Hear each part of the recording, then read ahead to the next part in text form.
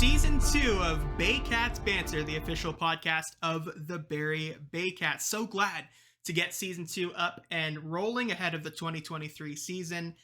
Just want to remind you quickly that we can all connect on Baycats Banter. You can send an email to us and get questions to any of the players that you want to hear from throughout the podcast's season. Email is in the description. You can also listen to the podcast on Apple Podcasts, Pocket Casts, Spotify, YouTube, Google Podcasts, or wherever you listen to your podcasts. And if it isn't available on your podcast app, send us a message on social media and we'll get that fixed for you.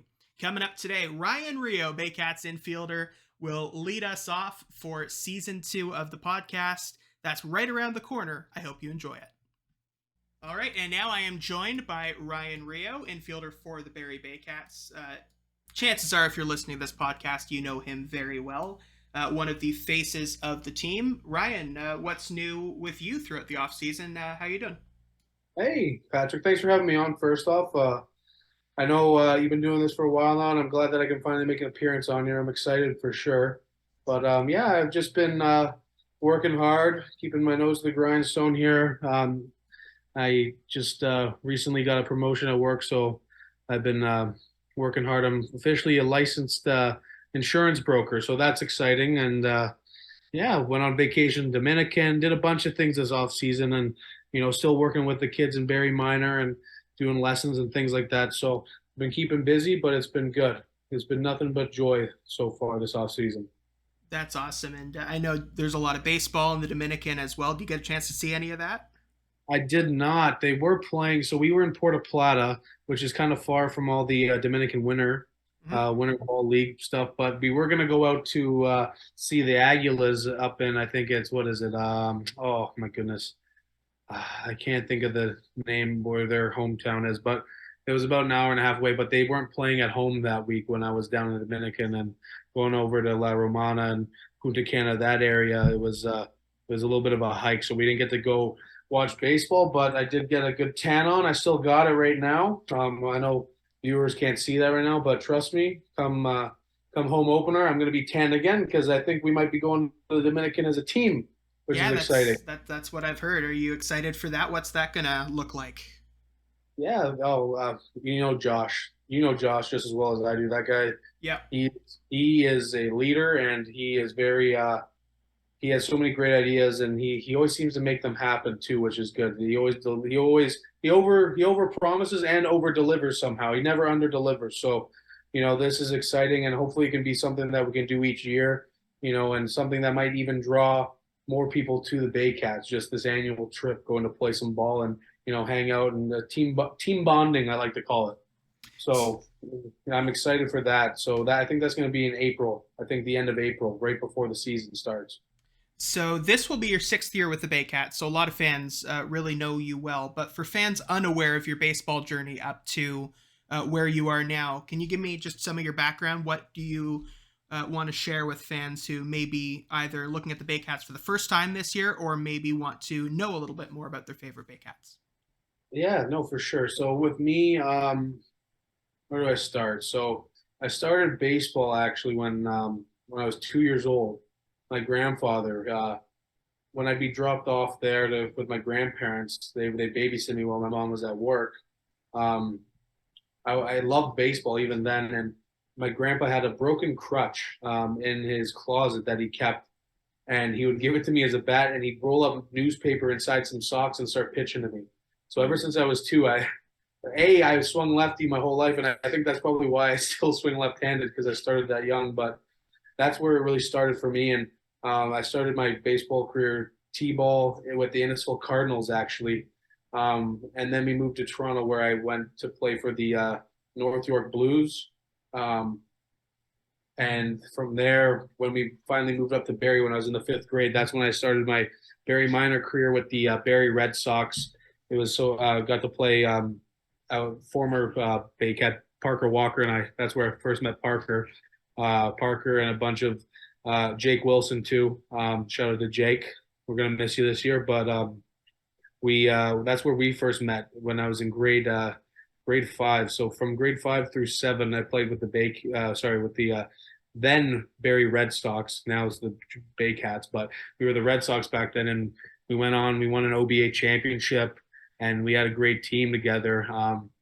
But at that time, when I finished up with the Red Sox, I realized, at that time, Barrie Minor wasn't what it is now, Mhm. and I just felt for myself that I needed to move on. So I went and played for the Vaughan Vikings for my grade 8 and 9 year, which eventually led to me getting scouted by the Ontario Blue Jays.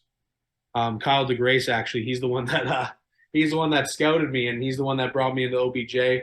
And I was so lucky and privileged to be able to go play with OBJ. Some of the best years of my life there for And sure. you ended up playing with Kyle a little bit in 2019. It would have been right with the Baycats. I would have played with Kyle 2017, so for my Okay. first year. So I played with Kyle for 3 years. Aki too, he was one of my coaches. Brandon Dew was one of my coaches with OBJ. So it's like and it's funny. My second year with OBJ, the Baycats, we used to warm up. They used to warm up the season playing OBJ, and I remember. Here's a little story for you. We were playing, and Emily was pitching for the Baycats against us while I was like 16, 17. Oh And wow. yeah, he threw me one of his patent sliders and made me look absolutely silly. I struck out on it. But then the next time I faced him, my next at bat, I knew he was going to throw me a slider because he made me look like an idiot. Right. Sat on it and I cranked the double off the wall in right center off of Emily. So so yeah, so it was always fun. I've known Angus for a while. I've known all the guys for a while because even when I was playing for the Red Sox, I'd come watch all the games. Spatty for so many years. I saw Spatty play. I grew up watching. Even Cringer, even Greason. When I was a kid, I got to watch him play. So it was like it's a real surreal moment when I came here in 2017 to now to look back, and now I'm not even that old, but I seem like one of the old guys on the team. I'm the veteran, and it's so weird to say because I'm literally my birthday's next week and I'm turning 25. Yeah, And I I'm was going to ask you what's it like being a veteran now, but I'm going to wait on that question because you said something that really piqued my curiosity a little bit. You said when you were growing up, you practiced when you were 2 years old, and that's why you always swung lefty. Are you a righty at everything else? No hockey. I shoot left. I golf left. I throw right, but I right with my. I'm a weird one, man. I'm Okay, all over. fair enough. I'm all over the place, but I think that's what set my handedness, if that makes sense. So I think Makes sense. left-handed that prompted me to want to shoot left in hockey, swing left in golf. But I always threw with my right hand. So that's one of the things. It's just one of those weird things. And I know there's a stat. I used to work at Golf Town. 70% of the world's lefties are in Canada. Wow. My Yeah. So grandfather was a lefty. there you So, go. Yeah. You look at all the pro baseball players too. You look at Josh Naylor, swings left. Joey Votto swings left. Justin Morneau swung left-handed. Right. yeah, that's a good point. Yeah, a lot of left-handed sluggers coming out of Canada for sure. Okay, so just circling back to what I was going to ask before, you mentioned how you've really gone from being one of the younger guys on a team that had just won a bunch of championships, and now it's a very new look team, and you're one of the veterans on the team, one of the guys who have been there a little bit longer. How does that change your mindset, and what's that like?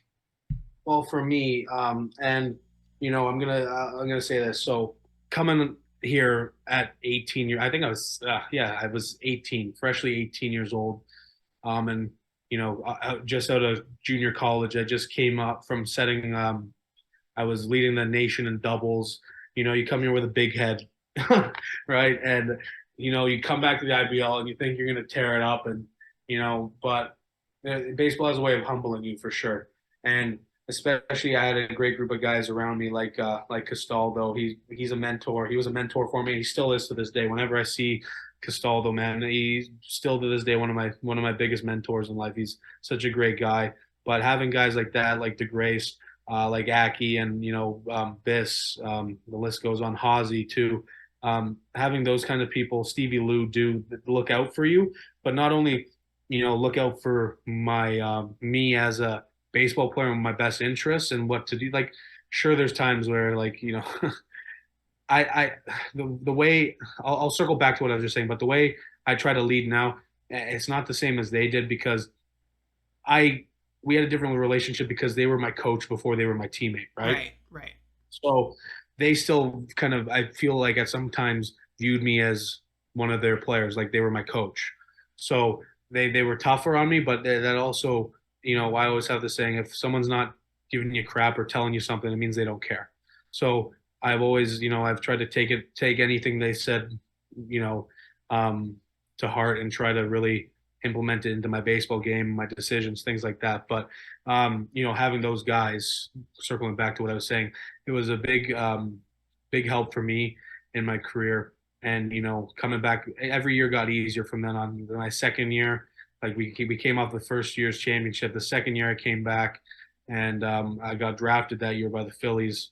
And even going through that, um, Castaldo helped me through that because turning down the Phillies, that was probably one of the hardest decisions I've ever had to make in my life. And Right. having my family have my back and Castaldo, people like that, just have my back and support me. That was huge for me, right? And I just hope I can do the same for all the young guys we have now. I know, and the thing is, when I was coming up as a young guy, all the vets they were all older and their careers were coming. You see it now, like in 20 when Matlow came in 2020, Yeah. everyone was up and retired. So it's like now I'm a vet on a group of young guys. So it's not like I'm Right. 33 like those guys were when I was coming in. Well, that's the thing. You're still only 24 right now. It's Yeah. easy So to kind of look at the scenario from the outside and kind of assume you've been here a little longer than you have just because all the names have yeah, changed. But you're still kind of a young guy yourself. exactly. Yeah. And that's what I'm trying to do. There was a certain kind of brotherhood um, back then when I first started. All the guys' wives hung out. They all hung out on the weekends, and just a bond like that. And Yep. sorry, I gotta give a shout out to Cowan too. Sorry, Cowan, I was thinking about you, but like he's always been there for me too, and I love him, love. Baycats legend. Yeah, he's the best. Shout out to his wife Claire and he's got a newborn. Oh my goodness! And the last time I saw Nora before this summer, she was just a baby, and now she's walking and talking. Oh my goodness, it's crazy. But shout out to Cowan. But um, from what I was saying there, I would love nothing more to just rebuild that sort of love that they had for each other and like that's I feel like that's how championships start. Like, yes, on the field you need the talent, but if you're not getting along in the locker room and outside, if you can't hang out outside of baseball, no shot, right? You look at the Yeah. best team in the world, um, they get along. They want to be around each other. They want their significant other ones around each other, their families. So that's one big thing I take pride in. And even this summer, I had the privilege of it was nice. I had the boys up at the cottage, and like some of the young guys like Noel came up, Solzy. So I got to show them a good time, and we had a lot of fun. Max was there, Loico. So it was good. We had a good time at the cottage, and that was we had that 1 week off. I think it was in August or something like that, or September. We had a week off, so took them up there for the weekend, and showed them a good time. We had a blast, and just things like that. Building relationships outside of baseball, I think, is a huge thing too. So you've kind of become one of the more veteran presences, like we just mentioned, a bit of a leader in the clubhouse, and you've also worked with some of the junior Baycats as well. This is obviously much further down your baseball career, I'm asking, but in the future, after you are done playing, is coaching something you would be interested in? You I don't have knew. to give a definite answer. I'm just kind of Oh, like trying to I get a knew. sense. I felt like I knew you were gonna ask that, and it's funny because Matlow always he always says it. He's always like, "Oh, when I'm done here, this is you," and I'm like, "Whoa, No pressure. well, I'm like, dang man, like I plan on playing till I like Spatty's age, man. I don't plan on slowing down anytime soon, Patrick. So, when that time comes, it's definitely something I'd have to sit down, with Jenna and talk about because it's a different kind of commitment. Obviously now I wouldn't be playing, I'd be coaching, and Right. would if I hope we have a family by then. Hey, But you could always also do the Angus Roy route and play and coach at the same time. that's true too. That's something. When that bridge comes, I'll definitely think about it. I know Matt Lowe's mentioned it a bunch. He's like, you gotta start learning this stuff, buddy, because this is gonna fall on you. And it's intimidating. I don't know how Mallow did it following after Angus. That shows how much that speaks of Matlow's character right there, being able to take on a team after coming off six straight, right? But even Angus, like I know he always said too, like at some point, family, you got to think about your family, and I'm not there yet. I haven't started a family yet, but that's definitely something because that family to me is number one. It'll always trump anything baseball, all walks of life, my job. So that's something I'd have to answer.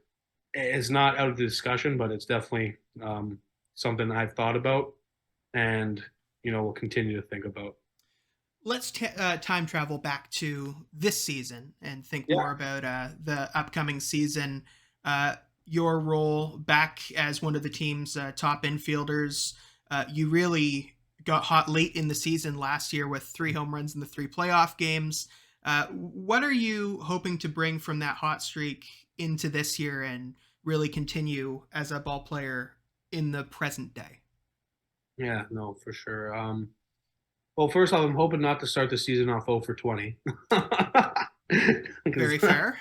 Yeah. So hopefully we can get a couple knocks in the first couple games, get that monkey off my back. But oh, there's Jenna. She's laughing in the background at me. But yeah, the thing with that, I think just having a little bit more focus closer to our opening date. So I think this trip with the Dominican is going to really help with that. Just seeing some live pitching, seeing some velo beforehand, as opposed to just jumping right in. Right, that's a big thing. Luckily, too, like with my swing, I discovered a few things this season. Because I haven't really ever struggled. Like I struggled at the beginning of the year last year, so I had to figure things out pretty quick. And I think it started to turn around probably late June. That's when I figured it out, and that's when my average and everything just started coming right back to where it was. Yeah. Just trying to maintain where I left off my swing, my mental approach to it. That's going to be the biggest thing for me, and I for sure plan on keeping keeping that same approach I had in the playoffs and when I was on that hot streak from like you mentioned, the later half of the season from the end of June and onwards. So but the thing at the end of the day, baseball is one of those things. If you can't play when you're failing, you're not going to play when you're succeeding either, right? So ups and downs, and I'm sure you could ask any fan, anyone. You've seen it too, even when I'm struggling. My biggest thing is I try to always be the same person. My highs aren't too high, my lows aren't too low. At the end of the day, it's just a game, and we're out here having fun, right? I just want to expand on one of the things you said. You mentioned you want to see more live pitching earlier if possible and really get into that groove because I'm assuming there's nothing like seeing real pitching and real game type scenarios, right? Yeah. Oh, for sure. And in college and things like that, we have our fall ball season, and then we play quite a few exhibition games, and we do inter squads before the season actually starts. So I've always been used to having some sort of, or even with OBJ, we'd go down to Florida for spring training, right? So that's where you really get the kinks out. You work the kinks out, and I think that, like I said, this Dominican trip's going to be huge, especially because we're going to be facing some true talent, some real talent too. I think that'll be able to get the monkey off my back and get things moving, get things swinging right, get my swing right, all of that stuff. And we're still right now we're doing indoor practices every other Saturday, and I think next Saturday we're actually gonna be starting facing live pitching, which will be good. So I think we learned from last year we got to get it going a little bit earlier than we did last year.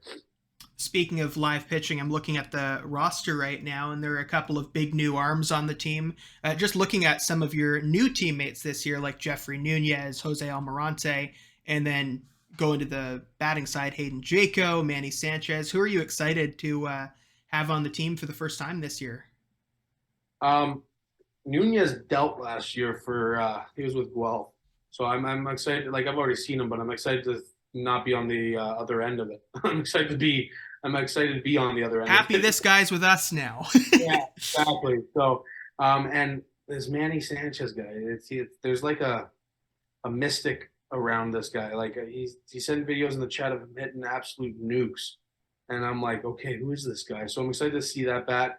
And Jaco, man, 2 years ago when he was with Yeah. London, like he absolutely raked. He's a stud. He's an all-around athlete. He's just, and from what I heard, from what I remember, he's a great guy. Just a great guy to be around. A pleasure to be around. So I'm excited to have him there, and give Clumpy a rest because Clumpy's getting up there. And a couple of the younger catchers on the roster too. I know they're officially signed. You can go to Baycats, BarrieBaycats.com and look at the signing tracker for an early look sometimes. And we're scheduling the social media post soon. But Josh Cote, Dylan Shepard, both back as well. So the catcher position's looking pretty good. Yeah, no, for sure. And it's unfortunate what happened to Dill last year, right? That broken hand. Man, Yeah. That game, he hit a home run and hit a double. What did he do? He hit a home run, didn't he? Yeah, in his first game last year. Yeah, I was on the play-by-play for that. That was one of my favorite moments to call last year, I think. Yeah, he hit that home run and then coming around second to score at home. I called him an idiot. You never slide in head. What are you doing sliding in head? Right into the catcher. But anyway, I'm glad that he's back. He's a good kid, and he's young, and I just, like I told you, I hope that they're not scared to reach out to me ever. And Cote, and I think he had probably one of the greatest debuts ever in Brantford. That was another one. Both those guys entered the league with home runs. That's kind of crazy. Mm-hmm. So that's exciting, and like I said, he's an animal. That guy is an animal, and he's just gonna deepen our lineup even more. So I'm excited for that. Okay, I'm going to ask you what kind of messages you have for fans in a moment. But first, I have some trivia for you on the 2022 Baycats regular season, okay? Let's hear it. All right. So last year during the regular season, you led the Baycats with 6 home runs. Who was second on the team? And for bonus points, how many did they have?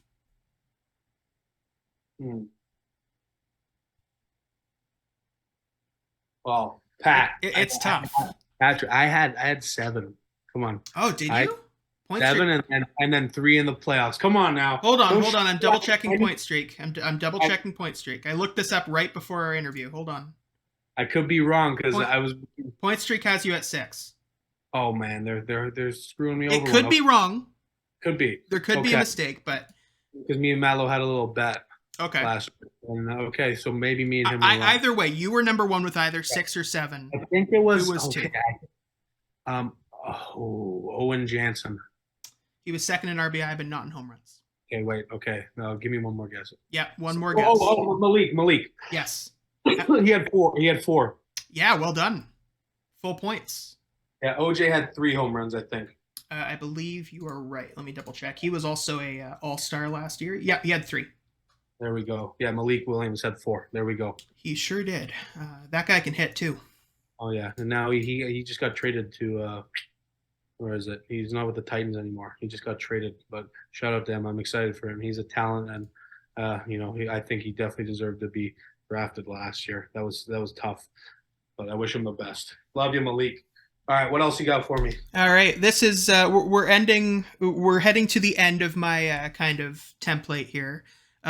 I just want to have a general kind of what messages do you have for fans ahead of this season kind of question. What messages I have? Yeah, what if you were to be out on the field with a microphone right now looking up at all of the fans, what would you want to tell them? I'd want to tell them, first of all, I'd want to thank them for their loyalty and their support because,